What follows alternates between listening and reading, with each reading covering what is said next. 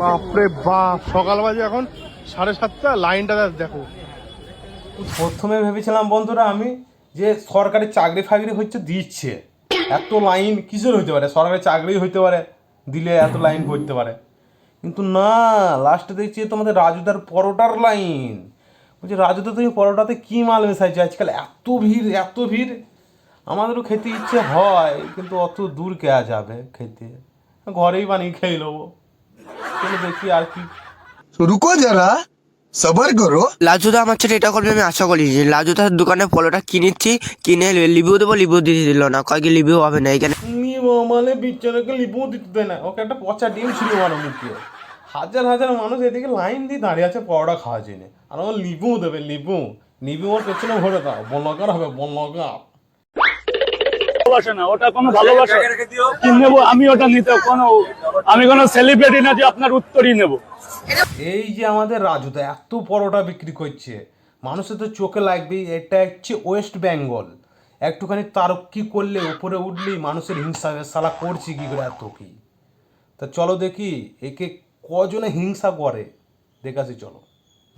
যে তোমরা যে সিম্পিতি গেন করে দেখছো না, যে সিম্পিতি খুব গরিব মানুষ করে খাচ্ছে, ওরকম সকালবেলা সবাই পরোটা এনে শিয়ালদা স্টেশনে এরকম 600 মানুষ বিক্রি করে, শুধু ও একা না 600 মানুষ বিক্রি করে। তাই যাই হোক, একজনে তোমরা ভিডিও করছো কোনো অসুবিধা নেই, আমাকেও ভিডিও করছে সবাই, তার মানুষ ইউনিক আছে। তার মধ্যে ইউনিক কি আছে, ইউনিক বলছি, তার মাস গেলে ইনকাম কত জানো, তার রাজকুলে গ্র্যাজুয়েট চালা আমাদের গান্ডু। হিংসা মনে হিংসা বন্ধুরা, এই দেখো হিংসা চলে এসেছে। বলে না বাঙালি বাঙালির পেছনে কাটি করতে ছাড়ে না কো, একটুখানি আগে বেরিয়ে গেলেই শালাকে কী করে নাম বললে আজ ধরে, ওইটাই ধান্দা হয়েছে। এইটাই একটুখানি মানুষ এগিয়ে গেলেই পেছনে লেগে গেছে।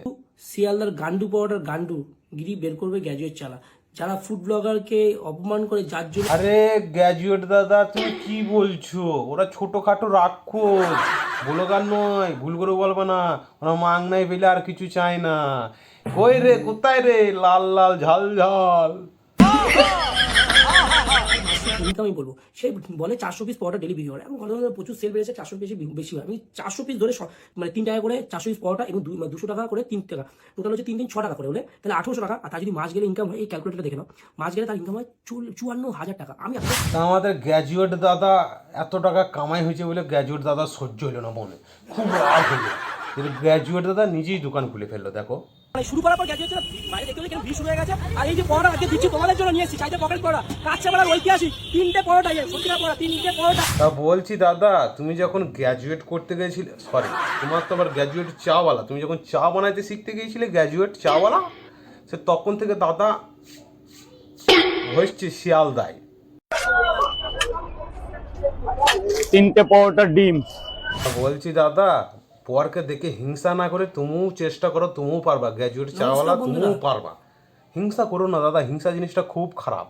তুমি যত হিংসা করবা তত নিচে চলে যাবে, আর গাল খাওয়া লোকে। রাতের খাসি সকালে বাসি নয়, এটা অল টাইম হচ্ছে, আর সাজিয়ে ইনস্ট্যান্ট।